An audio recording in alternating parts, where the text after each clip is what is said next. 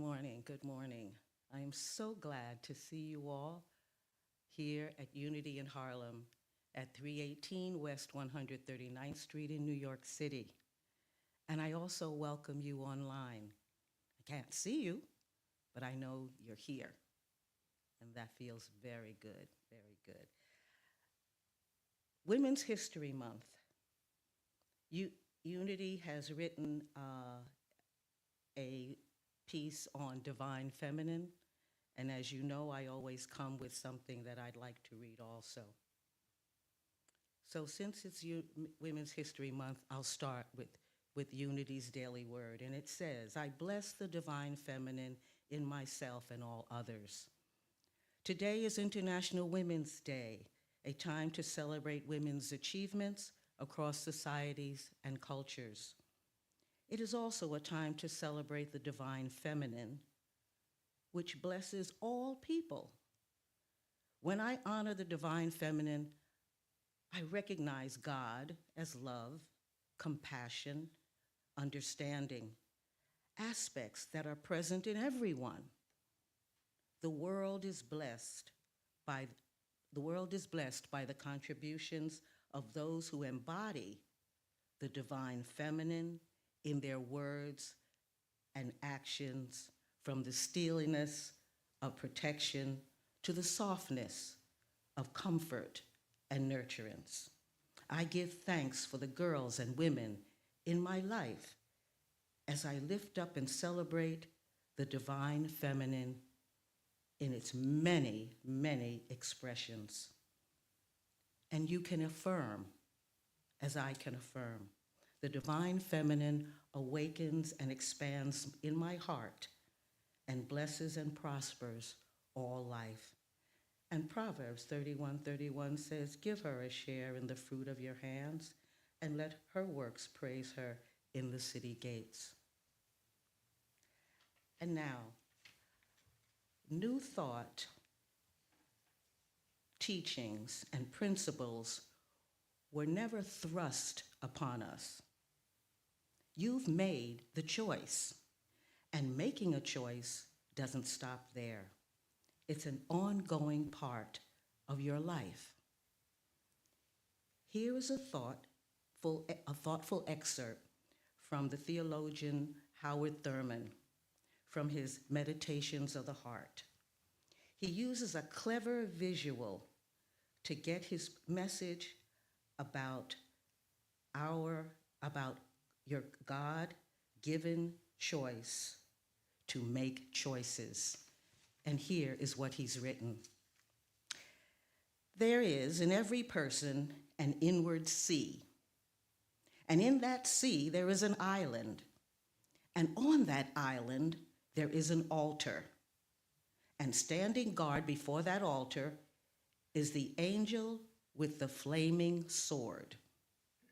Nothing can get by that angel to be placed upon that altar unless it has the mark of your inner authority.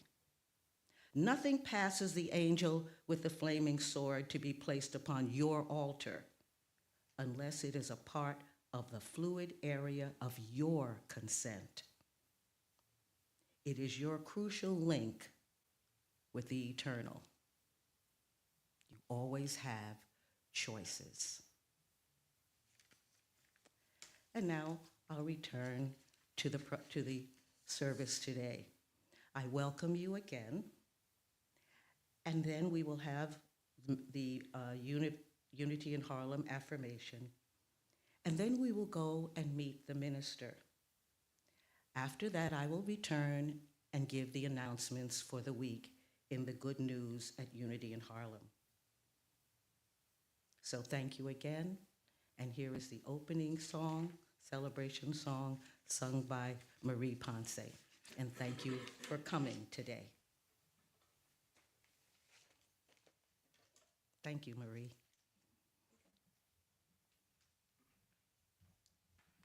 Thank you so much, Annette Purnell. In God, I live and move and have my being on this International Women's Day. I'm thinking about I woke up thinking about the the secunda drum and the primero drum of the Arawak people, my people. The secunda is female, is associated with feminine. It's the bigger drum, and it does the basic movement, the basic rhythm, and also it it symbolizes just being able to keep the land, to keep the house, and to keep everything that has to do with life. Boom, boom, boom, boom. Very, very important. A lot like God. So I am the place where God lives, moves, and breathes, and has my being. I am the place where God shows up. That's what we're going to sing. If you know the song, please sing along. A different arrangement by yours truly. Just take those thoughts into your consciousness, your being right now. I am. Am I? Am I strong enough? Strong enough to bear the burdens that sometimes come, living this thing called life? Am I wise enough to make the right decisions when I'm standing at the fork in the road? Sometimes I wonder and I ponder, only to realize I'm not alone. I'm not alone. And there's nothing I have to do on my own. Because I am the place where God lives, moves and breathes and has its being. I am the place where God shows up. I am the place where God lives, moves and breathes and has its being. I am the place where God shows up. Will I have enough? Have enough to do the things to take care of myself? Will I have the health? Have the health of mind and body to live a life of grace and fullness? Sometimes I wonder and I ponder, only to realize I'm not alone. And there's nothing I have to do on my own. Because I am the place where God lives, moves and breathes and has its being. I am the place where God shows up. I am the place where God lives, moves and breathes and has its being. I am the place where God shows up. I am the place. I am the place. You are the place. We are the place where God shows up. I am the place. You are the place. We are the place where God shows up. I am the place. Come on. You are the place. We are the place where God shows up. I am the place. You are the place. We are the place where God shows up. I am the place where God lives, moves and breathes and has his being. Yeah.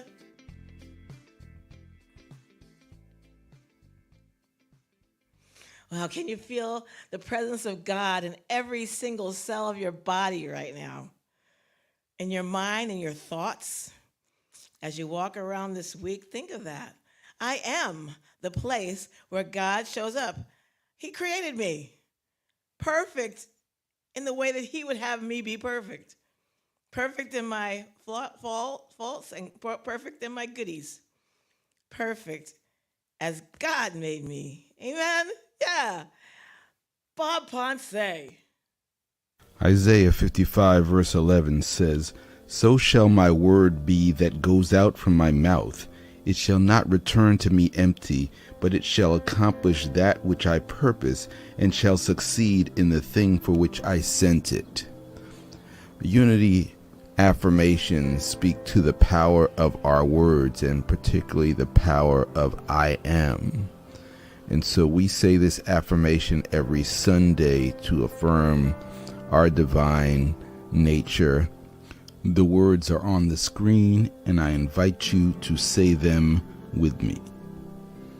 I am an abundant, radiating center of God's love and light for peace, healing, and inner truth for all.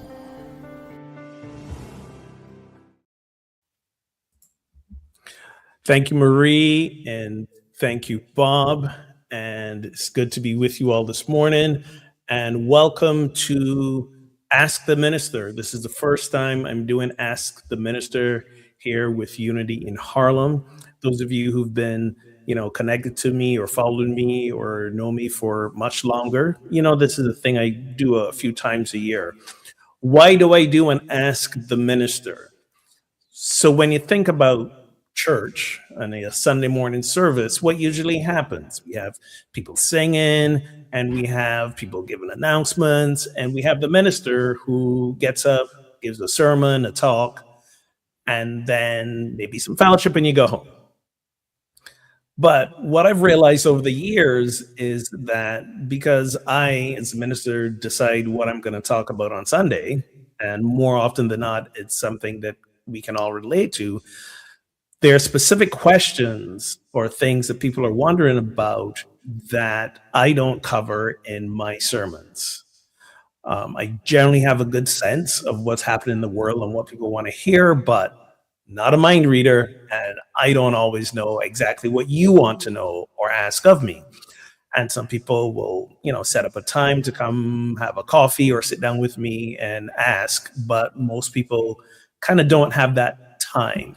Some people think their questions aren't important enough to take my time, and I always assure them that there's nothing that you're thinking or wanting to know that isn't important enough for me to put time into it.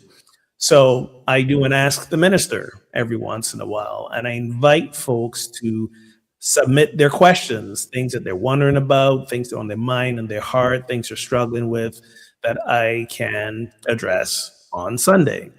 It makes it a little more interactive. It makes it a little more, I am listening to you as much as you're listening to me. And I got some good questions that came in the last week or so that I've been advertising this. But if you are watching live right now, I want you to know that if a question comes up for you, you can ask it. So if you're watching live and you have a question that you want to ask that you didn't turn in before, in the comments, if you're watching on Facebook, if you're watching on YouTube, go ahead and type in your question.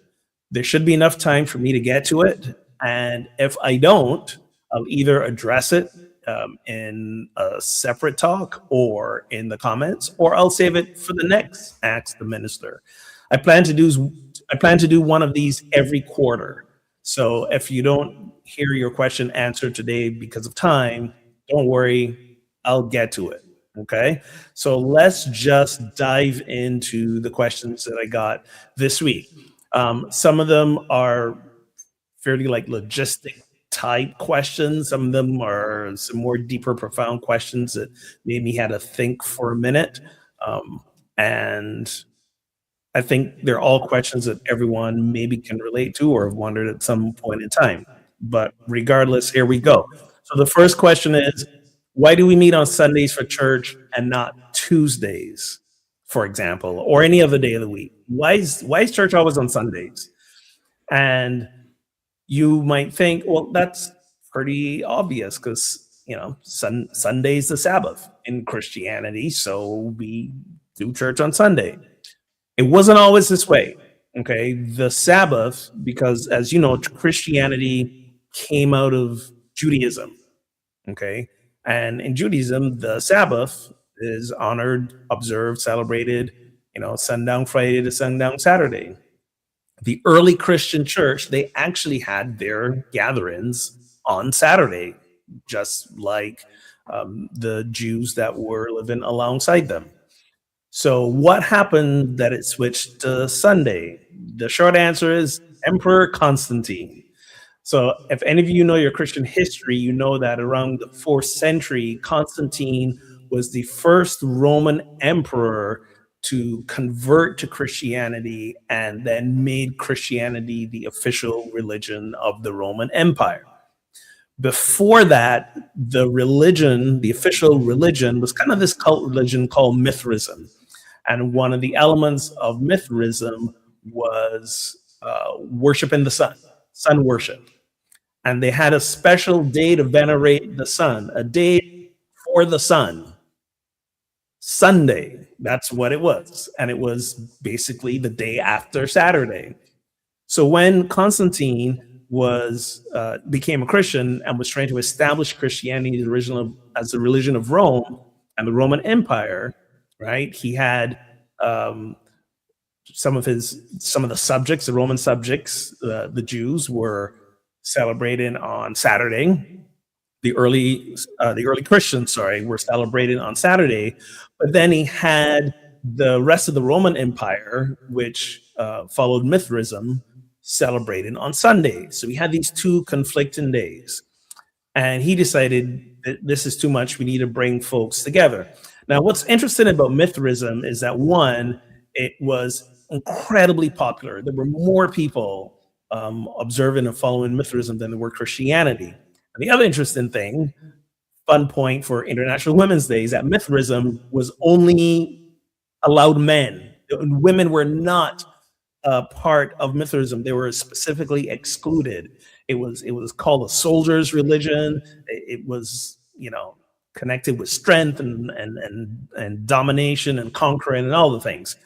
So what Constantine decided was he would now declare the day of the sun, the Sunday that the folks who observed Mithraism in the Roman Empire were already observing. He declared that now this will be the day of rest for Christianity. And soon after, all the Christian celebrations that were happening on Saturday got moved to Sunday. In fact, shortly after this declaration, there was a council of Laodicea, and they passed a law requiring that Christians must not Judaize by resting or observing on Saturday.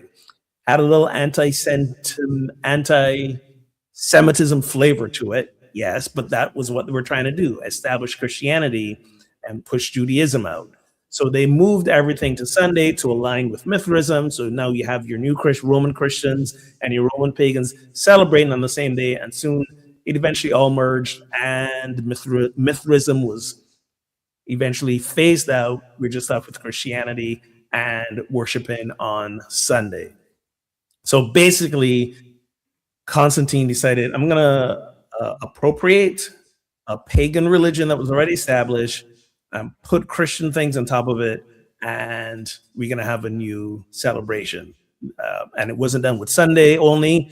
Christmas was the same thing. The reason why we celebrate Christmas on 25th of December was, even though we don't know the day Jesus was born, there was originally a pagan festival happening on that day, and they just decided, we're going to call it a Christian festival, we're going to celebrate the birth of Jesus, and we will ease out the old religion.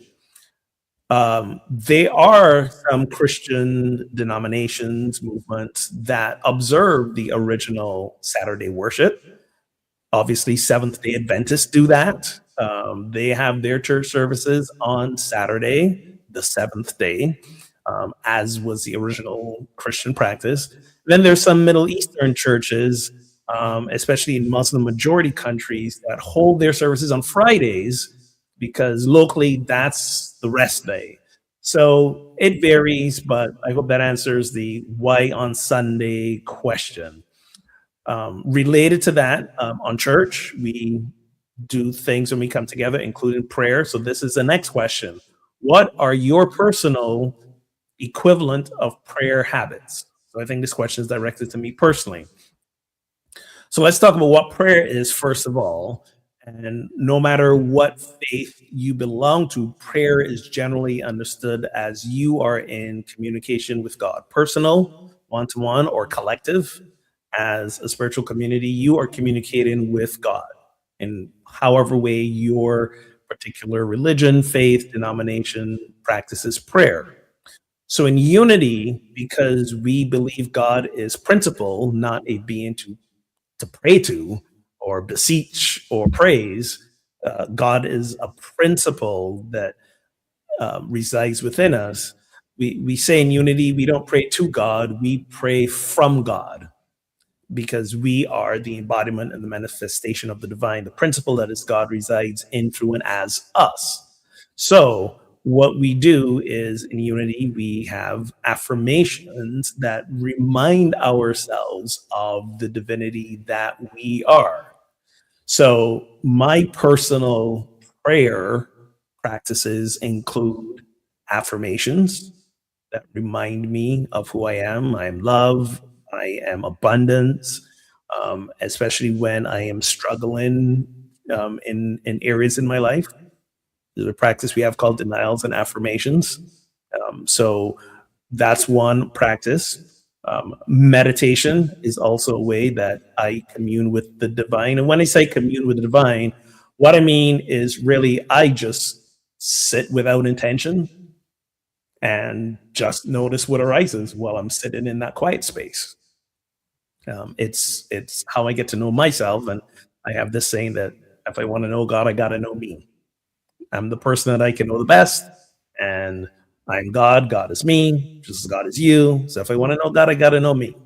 So I sit in the silence, meditation. I also commune with nature because I think that's another place where we are free from all the distractions and busyness of the world. And it's not just good for our mental health, it's good for our spiritual health. My current favorite way to commune with nature right now is I'm here in Lisbon. My apartment's on the fifth floor. It's on one of the highest points in the city. I believe it is the highest point in the city where my apartment building is. And I can look out the window and see birds flying. And it's so high, sometimes I am looking down on the birds as they fly, which is really surreal. Usually, if I say picture a bird flying, you're looking up at the bird, but looking down at the bird, that's a whole other thing. But on mornings now, when I'm sitting and I'm reading, I look out the window and there's a flock of maybe 30, 40 birds. I think they're pigeons or closely related to pigeons, but there's this flock that just flies in circles and swoops up and down as this one body of birds together. I think murmuration is the word I'm looking for. Murmuration usually implies like hundreds of thousands. This is like, 30 of them. I tried counting once. It wasn't easy. But these birds just fly between the buildings and up and down, and they're soaring. And I am absolutely mystified and in awe just watching them move as one. It really reminds me of the principle of oneness. They're moving as one. There's never just one bird in the lead. They all seem to be taking turns. I don't understand how it works. I'm sure if I were to ask the AI bot out there, they would explain to me how it works, but I don't want to know how it works. I just want to sit in the mystery. I want to sit in the awe of it and just appreciate that I too am part of this natural experience. And I just watch. And sometimes I'm sitting there and like 30, 40, 45 minutes go by. And that's my communion with nature right now. And there's walks in the parks, sitting watching the river, all the things. So this is how I practice prayer because it connects me deeper within myself and reminds me of who I am as a divine being. The next question, and this is an interesting one. Someone says, "What if there's no God?" Fascinating question to ask a minister. What if there is no God? So whenever someone asks me a question about God, I usually respond with the following question: what does God mean to you? Because when someone asks if there is no God, there's a certain God they have in mind, whether they know it or not. There's a certain idea, concept, belief about God that they have in mind. And it doesn't matter if they still believe in that God or not, that's what they hold in their minds. And as we know, our idea, concept, belief about God evolves over time. For many of us, the God that we began to believe in when we were children, that first idea, what we call the embedded theology, we no longer believe in that, even if the kind of hardwiring is still there. We don't believe in that idea. So, in essence, you could say God changes over time because we change over time.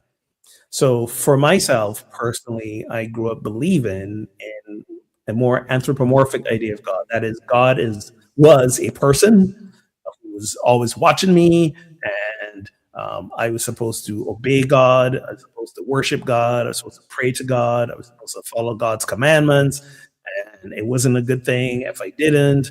And that was my first idea of God. And then now here I am as a unity minister. God is principle for me. And now actually it's I'm leaning more and more over the years into the unknown, into the let's remove all the definitions of what we think God is or ways to explain God and just sit with whatever's left. What happens when you strip away all the definitions, understanding, and meanings of God? What are you left with? Right? As great Master Yoda said, what if we unlearn what we have learned about God, regardless of what denomination or movement you belong to? I believe that's when we really begin to truly be at one with God, all that is, love, whatever you want to call it. So, in some ways, to really fully understand, connect, have an experience of whatever your understanding of God is, you almost have to get rid of God, get rid of your definitions, your understandings, your meanings, release them all. Because as soon as we have definitions and ideas of what God is, we have limited what God is. So get rid of those and see what's left. So that's the first part of me answering that question. The second part is if there is no God, it forces us to reconsider the meaning of existence for us, the meaning of life, and how we understand things. Whether you realize it or not, so much of what we think about, like morality, why we exist, how we exist, death, the afterlife, or place in the universe, is very much connected to religious beliefs. Okay, for some time, the church, religion, that was how we understood and defined morality. Okay, if you think in the Christian concept, the Ten Commandments, for example, that was our guidelines for morality. So if we don't believe in God, those go away. So now what determines our morality? How do we know what it means to be moral? And there's different approaches you can take. Humanism is a great example. I consider myself very humanist as well. So, you know, when we think about existential ideas, right? In the Christian concept, and even New Thought Christian, it's like there's God's will, there's your soul's purpose, there's, you know, what spirit would have for you to do. If you don't believe in any of that or in God, now what happens? Well, self-determinism. You get to choose.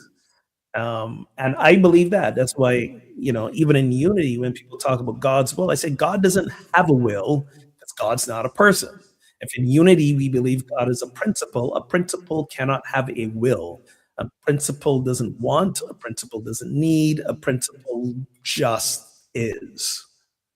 You know, so think of the principles of physics that you might know, like gravity, for example. Gravity just does what gravity does. Gravity doesn't want, gravity doesn't have any needs, gravity is not disappointed, gravity hasn't preordained what I should be and how I should show up in life. So if we believe God is principle, same thing applies. God does not have a plan for your life because God doesn't plan. People plan, not principle. Okay. Principle is how things operate. So for me, if we get rid of all that, then we get to choose. I get to thoroughly choose and completely choose how I show up in life, what I want to do. And there isn't some deity out there who is saying, "Oh, you're going against my will," or "I've prescripted how your life should be." Um, think about death and the afterlife. If we who believe, some of us believe that our soul exists and transcends this body. So when this body dies, the soul continues to exist. It may reunite fully with the oneness consciousness. There are many ideas, beliefs, theories about what happens after we die. But if we don't believe in the existence of a spiritual soul or God, then what happens? You might believe that when this body dies, that's it. Our existence and any element of who we are is gone. And that's a scary concept for some people, which is why many folks create these stories about what happens in the afterlife. But regardless, I always say to folks, doesn't matter what you believe happens after you die. I'm more concerned with what happens while you're alive. So, how are you going to choose to live as a moral person, as a kind human person? Are you going to choose to live as a greedy uh, person who does harm? How are you going to be in this lifetime? So, whether you want to choose there's a God or not a God or the kind of God you want to believe in is entirely up to you. There's not a right or wrong here. It's what you're most comfortable with, what makes you a better human being in your lifetime. I think that's very important as well.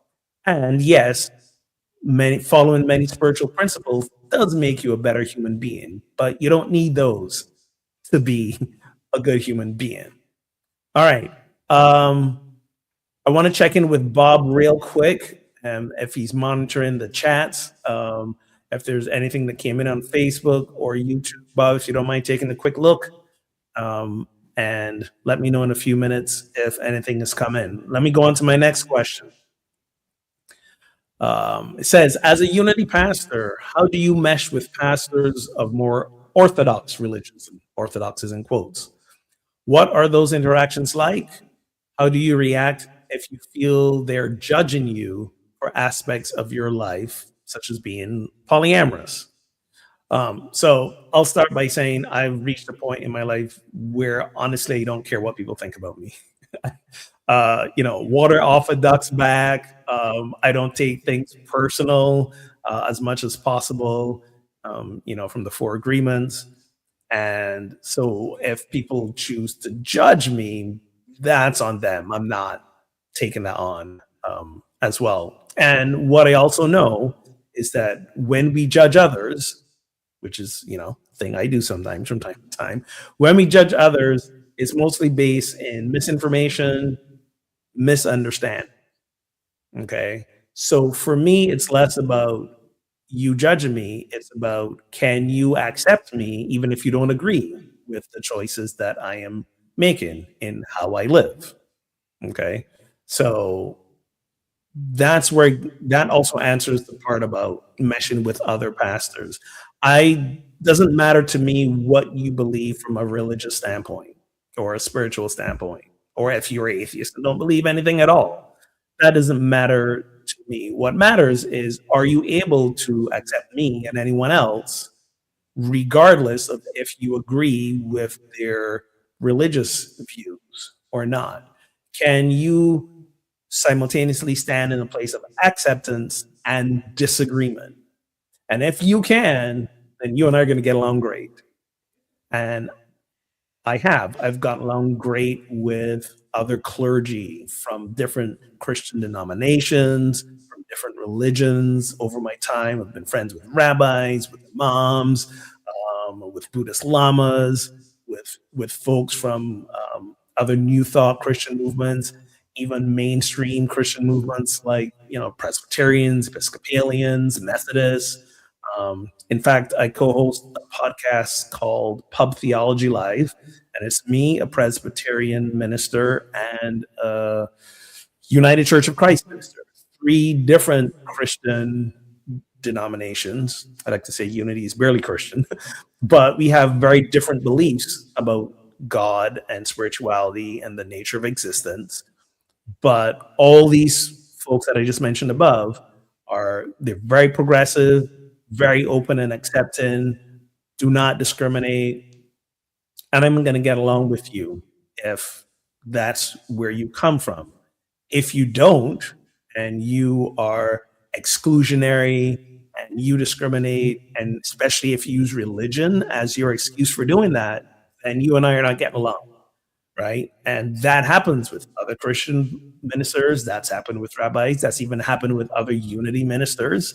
So yeah, it's less about the religion and more about how the clergy person applies the religion. Okay.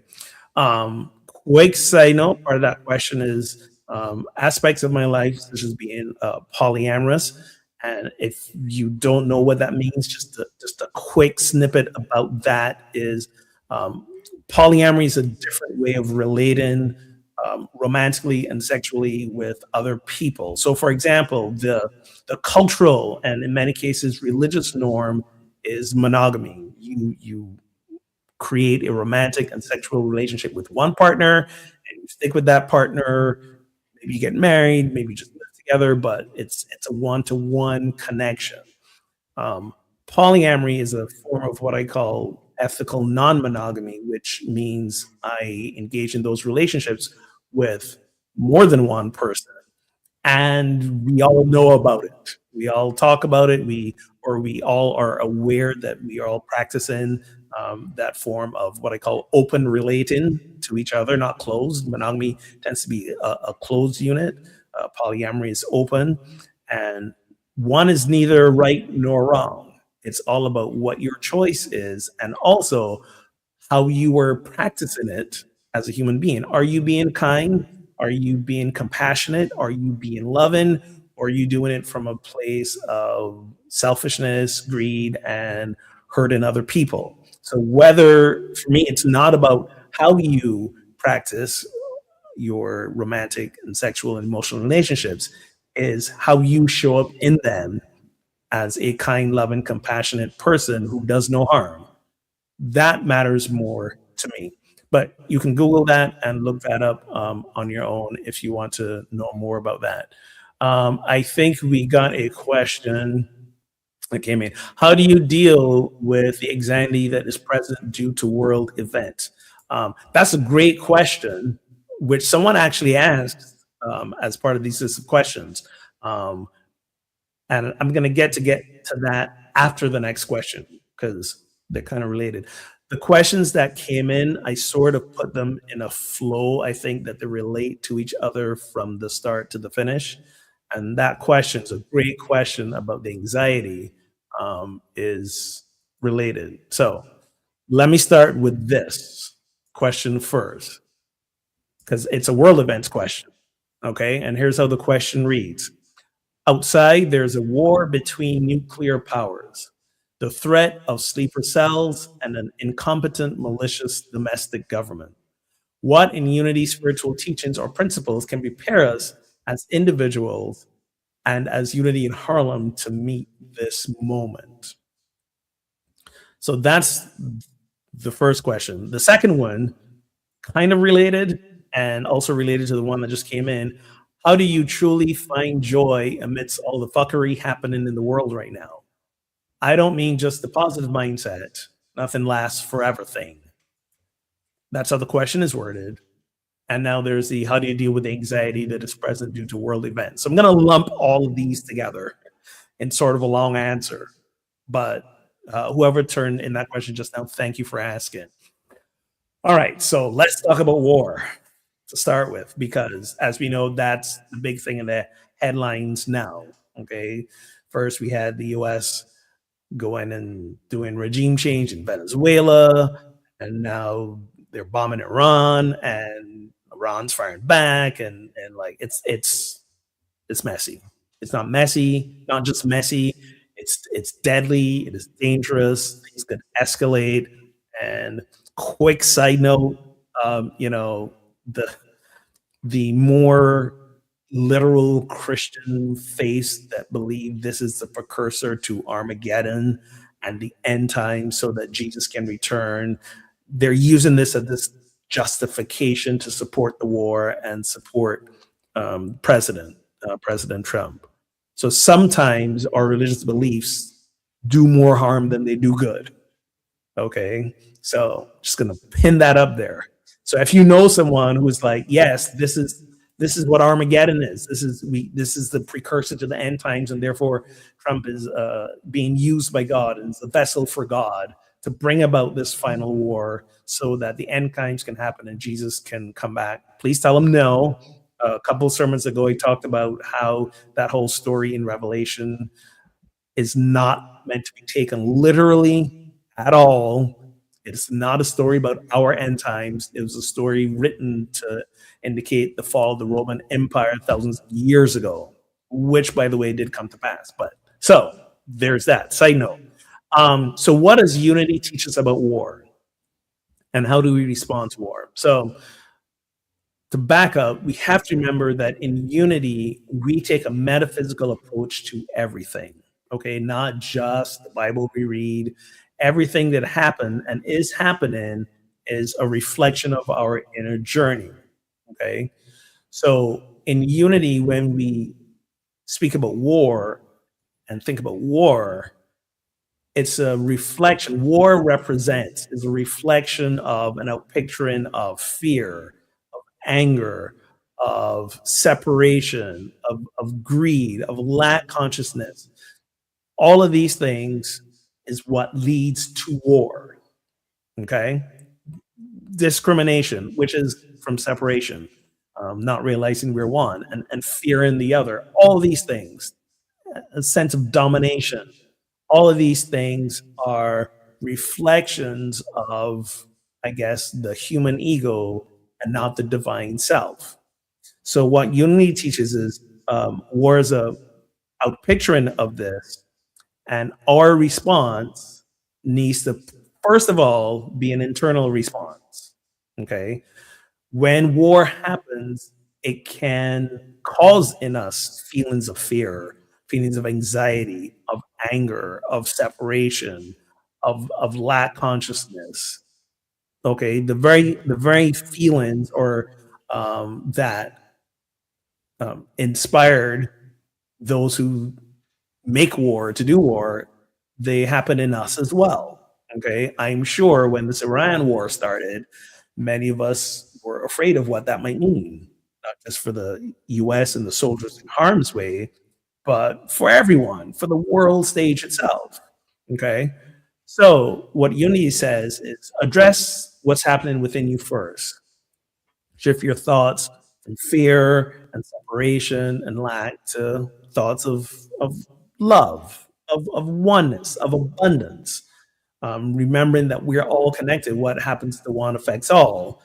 And let us not buy into the illusion that war has any real power over our ability to love. War does not have power over our sense of oneness. War does not have power over our consciousness of abundance.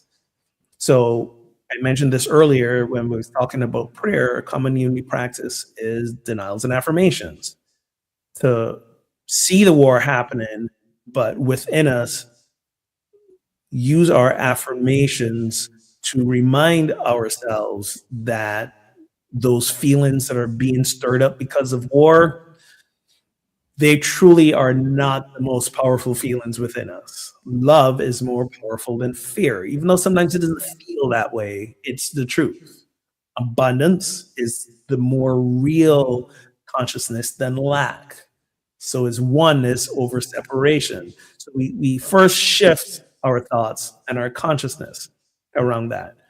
Charles Fillmore, co-founder of Unity, said, the only way to establish peace is to have the spirit of peace in our own hearts. Peace is a state of mind, and it must be developed from within. Ernest Holmes, he founded Science of Mind, which became religious science and is now Centers for Spiritual Living. He wrote, war is the result of the belief that there is not enough to go around, or that one group is better than another. To stop war, we must realize the unity of all life.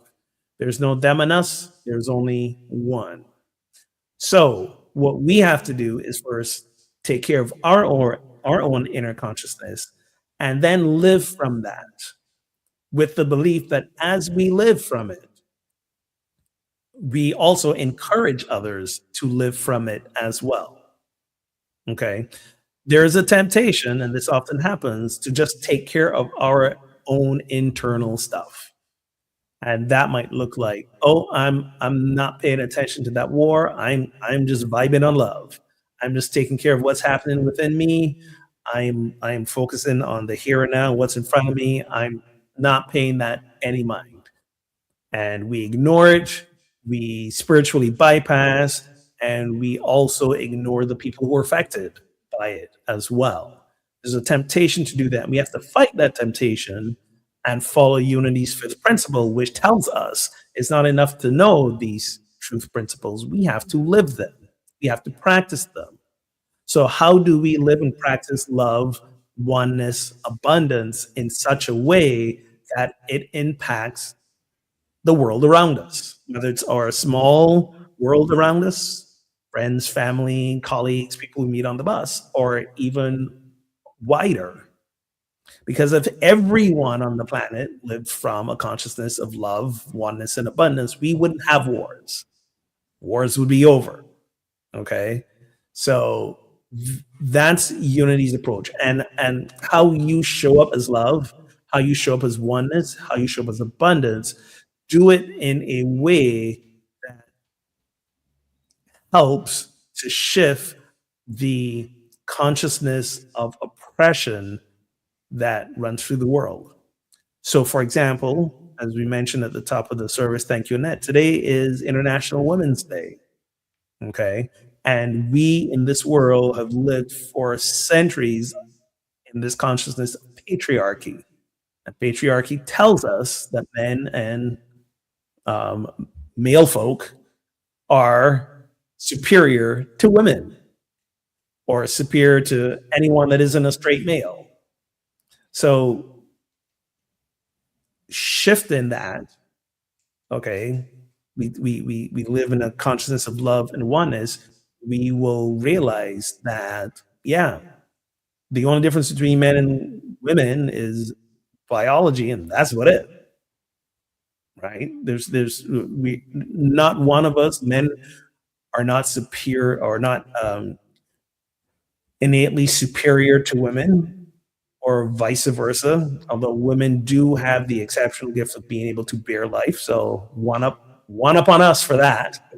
But patriarchy has instilled energy and consciousness of domination, of greed, of self-absorption.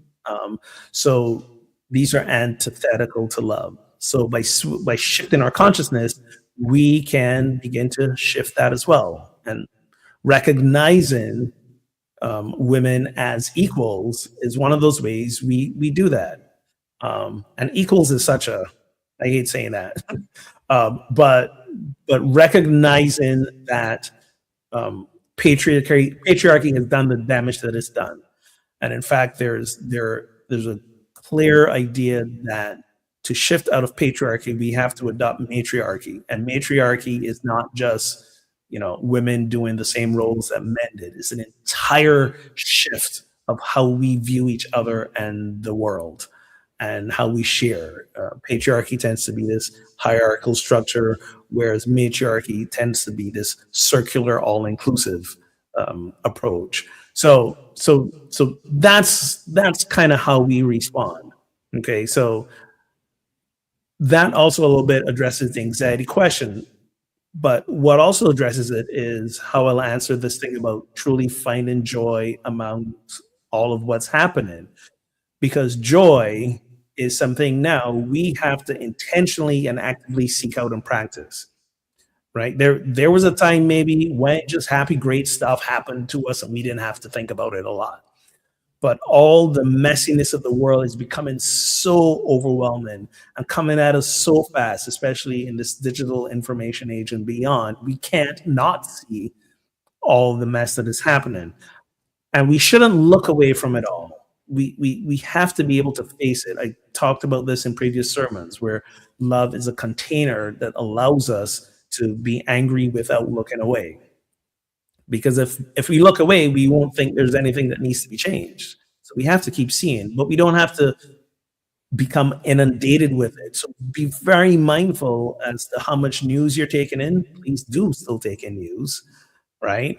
Um, and actively seek out opportunities for joy and pleasure. Okay. Actively seeking and living from joy and practicing pleasure is one of the ways that we take down systems of oppression, capitalism and patriarchy, capitalism especially, which tells us that we're only as important and worthy as what we can produce and the work we do, which is not true. Okay. So, how do you find joy? Think back to when you were a kid and the things that you thoroughly enjoyed doing, or even as a younger adult, or even things in your life. Though, what do you enjoy? What brings a smile to your face when you think about it? Right? What gives you like happy goosebumps? What makes you feel alive? Therapist Esther Perel talks about we have to live in a place of the erotic, and the erotic is what makes us feel alive. We think of erotic and we think of sex because sex helps us feel alive, but other things do as well. Okay, so what makes you feel alive? Are you making the time to do them? And not just leaving them as if I find time, I'll do whatever. Are you consciously, proactively making the time to do the things that make you smile, bring a smile to your face? And more importantly, are you doing them with other people? Because it is truly when we do it with other people, we connect with other people, that it makes us feel more joyful, right? Especially if these are people from different backgrounds, different genders, different orientations, different ways of doing relationship, different belief systems. When we are having fun and doing joyful things with these folks, it breaks down the barriers. And and what we do is we relate to them from a place of joy, from a place of love, and one less reason to create war. So for me personally, here's the things that I make time to do that bring a smile to my face. I play tennis as well. Um, it's a thing I did as a kid, very poorly, by the way. I've never been good at tennis, but I've always had fun. So I go play tennis right now. I love live music. There's this amazing like jazz club slash restaurant, like a 15-minute walk from my apartment. It is so small, like the whole place could fit into my apartment with room left over. And I don't live in a big apartment, but this is how it is in Lisbon. Just these small little nooks of restaurants. I mean, the stage is probably as big as, two beds put together. It's a very small place, but every night there's live music. It is amazing music, brings a smile to my face, reminds me of the time I was a struggling jazz musician and makes me want to get back into playing, which I plan to do. Okay. Some nights I go to pub trivia, go to the bar, meet up with some friends, and it's trivia night. Love me some trivia night. I'm reaching a stage in my life where I have like memory recall issues. So I'm not usually a lot of help when it comes to pub trivia. But every once in a while, I'll know some random thing that nobody else knows. One night there was a question related to Barbados, and I was the only one from Barbados in the whole bar. I felt so great about myself that night. Okay. So brings a smile to my face. I mentioned earlier that I practice polyamory. I like to go on dates with people, even if it doesn't come out to any other relationship. I might make a friend. Some of my closest friends I have right now are we maybe went out on a date once or twice and realized, nah, this is we not vibing, but we are very cool people, and it's hard to meet really cool people in the world today. So we're gonna stay as friends. So I've had some friends for years. So I have fun doing that. So this is how I find joy in my life. So the question becomes, what are you doing to actively seek out and practice and find the joy in your life, and let that joy fuel you? It can fuel you for your resistance work. It can fuel you to endure all the bad news that keeps coming. Okay. So, how do you truly find joy? You got to keep looking for it and realize that the it's not going to be a permanent state of being. Okay. Just like the sorrow and despair from watching all the news is not going to be a permanent state of being, even though it feels that way, because there's so much of it. So you gotta look for the joy. If you're not sure, like just go try something new, see if it resonates. Get on Meetup. There's an app called Meetup. Look, yeah, especially if you live in a big city, there's always flyers of things happening. Go take a candle making class. Go like try a new sport. I don't know. Yeah, but you have to look for it. You have to put in the effort as well. Question to come in. What instrument do I play?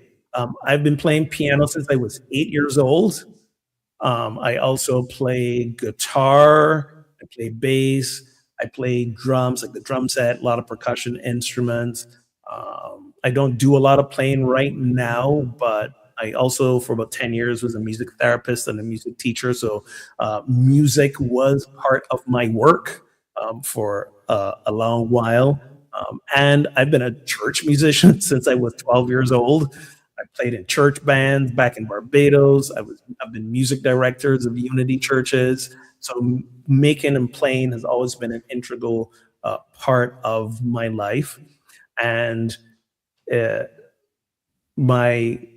most of you know I was married for about 16 years. My wife passed away 10 years ago, going on 11 years now, from cancer. She and I used to make music together. She was an angelic singer and a sucky piano player. I was a great piano player and a sucky singer. So we were a great combination together. As long as I was playing and she was singing. If we switched parts, it didn't turn out so well. But we wrote music together. We wrote songs, some of which they still randomly sing in Unity churches across the place. But when she passed away, music making actually became a bit of a grief trigger for me, and I stepped away from it for years. I couldn't make music without thinking about her and being grief stricken. Took a good 7-8 years to begin to make music just for the joy of it for myself again. And I had to remind myself, this was who I was before I met her, and it will continue to be who I am after she's gone. It just took a while for me to get there. And now I'm in a place where I'm like, I got to get me some instruments in my apartment. I'm settled. I'm not nomading around anymore. I get a keyboard in here and a guitar, and we'll go from there. But that was a real long answer to that "what do you play" questions. I like to give a little background and context. I'm looking at the time, and we're almost out of time, but one last question I will address because it really will be a short answer, and the question is longer than the answer. It says, New York is having a honeymoon period with its new mayor, New York City. Seems to be opportunities to build more community relationships and not just talking head stuff, but practical things like clearing snow. Are you/the church open to connecting with the Office of Faith Partnerships? This is an office in the New York City Mayor's office. And the person writes, challenge the congregation to form a team so it's not just you going. You'll probably have a good reception if you want to be part of something larger than what you could do on your own. So the short answer is yes, I am open. I'm sure we at Union Harlem are open as well. Some of us are. So if there are any of you who are there in the church or watching and you live in Harlem, in the New York area, and you want to get together with us and form a team to explore this faith partnership department with the mayor's office, let me know. We will make it happen. And to the point that this person says in the question, I have learned the hard way from my experience of a church pastor is that I am not going to do it myself. I don't think anybody should do anything in the church just by themselves. Come together as a group, as a team, connect with others, involve others. So yes, I'll be doing some looking into that and putting out the requests for others. Someone says, will we hear you play during the service? That is entirely possible. In a perfect world, maybe someday Unity of Harlem will have a band of musicians to accompany Marie live with her singing, and maybe once in a while I will sit in. But I don't want to become that minister who does the speaking and does the playing and does the handing out the bulletins and does the, getting all the food for hospitality afterwards. This is not a one man show, the least bit. Like, I know what I'm good at. I'm not good at all those things. So but one never knows. Yeah. Hey, if you can get me a keyboard by Easter Sunday, maybe for Easter Sunday service, I might do a thing. We'll see what happens. But that's it for today. That is all the questions I got. Those are my responses to them. I'm not going to do a meditation today. I'm seeing the time. And I know we still have to talk about the good happenings. We still have to collect the offering. We still have some things to do. But what I want to invite you to do who are listening to this, whether it's live or after the fact, I want you to do a couple of things. I want you to notice which of these questions or the answers really resonated with you, made you think a little bit more and sit with what's arising in you. See if they lead you to more questions, which you can either send to me or sit with yourself to see what's arising. And the question about the finding joy, I really, really want you to lean into that one more than any other thing, because it is easier for us to navigate being resistance fighters, being the embodiment of love and compassion and feeling a consciousness of abundance and wholeness when we are happy. And joy, engaging in joyful activities, especially with other people, is what brings a sense of happiness to our life and makes us remember that, no, the entire world is not a bad place, not a messy place. And there's some of us here who are the embodiment of light and love, and we have to connect with them. This is how we get through these times, by being the embodiment of healthy, wholesome resistance and dismantling the system of oppression, but also being the embodiment of love, of oneness, of abundance and joy, what we in Unity call the unofficial 13th power. So thank you so much for those of you who sent in questions. Thank you for those who are watching live and asking in the moment. And thank you for being supporters of Unity in Harlem. I do want to remind you that I will be there in person 2 Sundays from now, going through Easter. So please, if you are in the area, come to service, connect with me. I would love to meet you in person. There we go. Starting March 22nd. I think that's 2 Sundays from now. So please, and we have our Easter Sunday service coming up on April 5th. Please, if you can, make an effort to be there in person as well. I'll be there. We're going to have a great time of connection. So that's it for me and Ask the Minister. Let's take a moment to bless our offering, first collected from there in the center. And those of you watching online, if you want to make a donation, please visit bit.ly/Unity in Harlem, bit.ly/Unity in Harlem, and you can make an online donation. Consider if these talks, the meditations that we do, anyway, Unity in Harlem has served you and you want it to continue serving you in some way, please consider making a donation. And let us pull up our affirmation.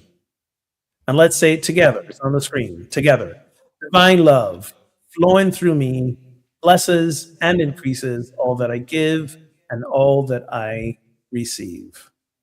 And now I'm turning back over to Annette, who will come and tell us a little bit more about what's going on in the community.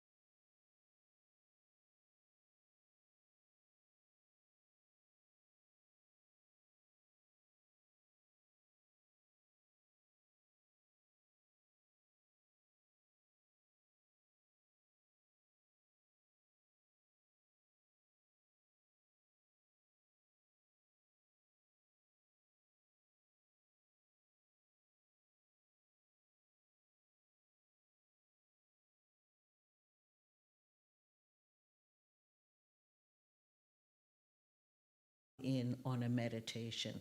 There has been personnel changes, and so this has to be updated also. So by next week, you should have that updated information. Nudity in Harlem has a Tuesday study group that has been continuing and will continue until the book is finished.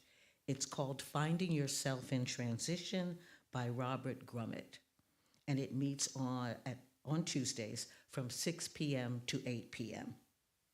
Unity in Harlem also has a study group, so we're offering two. A study group on Monday from 7 p.m. to 9 p.m. And Reverend Ogun is holding this session, and the book is called The New Spirit. I didn't mention earlier, the Tuesday group is still run by Reverend Carol Hunt. Unity in Harlem continues to have the prayer circle. The days are different. The one prayer circle is on Monday at 6 p.m. and the other prayer circle occurs on Wednesday at 10 a.m. So we offer those two for a time to just come apart and have a time to be quiet and be in prayer, or to ask for a prayer for a particular reason. Reverend Ogun can be reached for pastoral care by this number, and it'll be on your screen. It's 978-992-7297. And he welcomes anyone who is in need of pastoral care. Next Sunday, we will celebrate Black History Month, and we will honor Reverend Carol Hunt, and she will pass the legacy torch to Reverend Ogun Holder. So that should be a very moving and exciting time. Reverend Carol Hunt is the 10th minister to have a church in Harlem through unity. They varied in length, and through the work of one of the members, Nancy Causey, we found out about the names of those ministers. So it should be a very moving time to know that the legacy of a unity church in Harlem will continue and has continued. And now, I mentioned before, the early registration for people of African descent, New Thought Groups organization will have a conference. And here on the screen, you can see it. It'll be at Unity Village in Missouri. It'll be on Thursday, the 12th of 13th. Thursday, August 13th till Sunday, August 16th of this year. And you on the screen can see where you can go to the QR code and register. The registration form on the internet is long. It asks several questions about where you would want to stay, if you want to order a t-shirt. The t-shirts have been really nice over the past 4 years, so I encourage you to get a t-shirt. However, the big thing is that there's early registration until the 31st of March, 31st of this month. After that, it increases at about $41 or so. So if you can think about registering for the conference between now and then, that'll be great. Also, they've added something new this year. You can pay in part. You can do 50% of the bill now and then 50% later, but it'll all be explained on the registration form. And also, as they did 2 years ago, they have a youth program at the same time so that parents who want to come, or grandparents, or whoever the significant other is, can have the youth come also and learn in New Thought. And it is a wonderful time to be in a cohesive group thinking about similar things, being reinforced about things you have come to learn and are still learning and still feeling.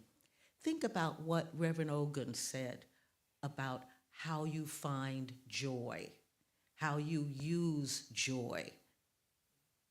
Because coming to this conference is one of the ways to be with other people and to be in that space of creating the joy and ideas for yourself. So I highly recommend you go to the website and don't be daunted by how long it is. I don't want you to start, but be prepared. So have your credit card ready so that you can fill out the form and register. And so now I have finished with the good news for unity in Harlem, and we will have our song of inspiration sung by Marie Ponce. So thank you again. And thanks, Marie. Thank you so much, Annette Purnell and also Reverend Ogun Holder. Lots of really interesting information and an opportunity to find more joy. You know, to actually do that as an action and have that as a goal, that is really amazing. And connection too. Let's sing Use Me. Oh God, I stand for you, and here I'll abide as you show me all that I must do. And give me lots of music, yeah. Here we go. Yes, use me, oh God, I stand for you. Use me, oh God, I stand for you, and here I'll abide as you show me all that I must do. I used to think God was the sun, God is the sun, but God's so much more than the earth and the stars and all of creation. God is creator, makes all things new, and God frees us to shine his light as me, as you. So use me, oh God, I stand for you, and here I'll abide as you show me all that I must do. All I'm saying is, command my hands. What must they do? Command my life. It's here for you. God is the that heals all creation. God is creator, makes all things new, and God frees us to shine his light, and God has us as his light, and God knows us as light, as me, as you. So use me, oh God, I stand for you. you show me all that I must do. Oh, yeah, Jesus, I shine His light as me, as you. So use me, oh God, I stand for you, and here I'll abide as you show me all that I must do. Show me all that I must do. Show me all that I must do.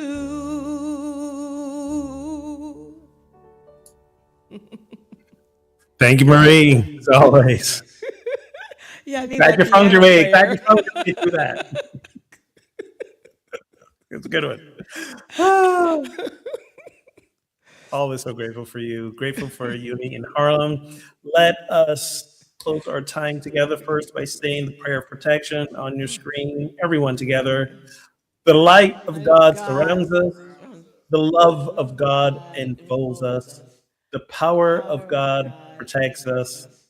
The The presence presence of of God God watches watches over us. over us. Wherever we Wherever we are, are, God God is, is, and and all all is is well. well. I appreciate you all staying with us a little extra longer today as we navigated through those answer minister questions, and I hope they served you in some way. Let us end with our peace sign. Take it away, Marie.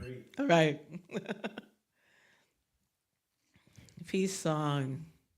Let there be peace on earth, and let it begin with me and you and you and you and you and you and you. All of us. You too.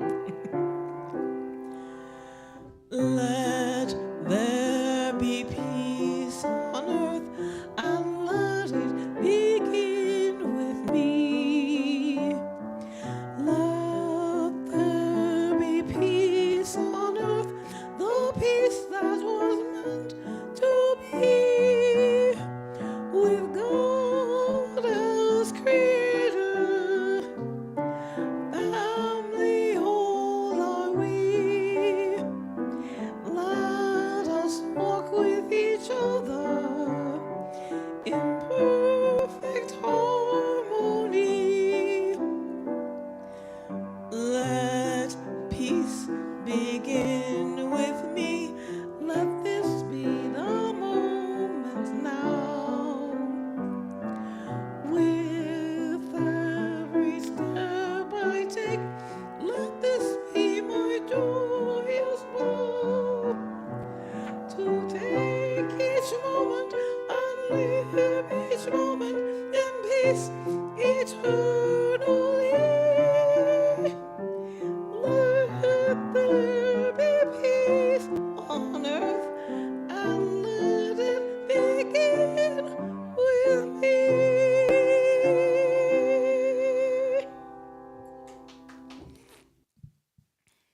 All Have a right. good week, everyone, and happy International Women's Day.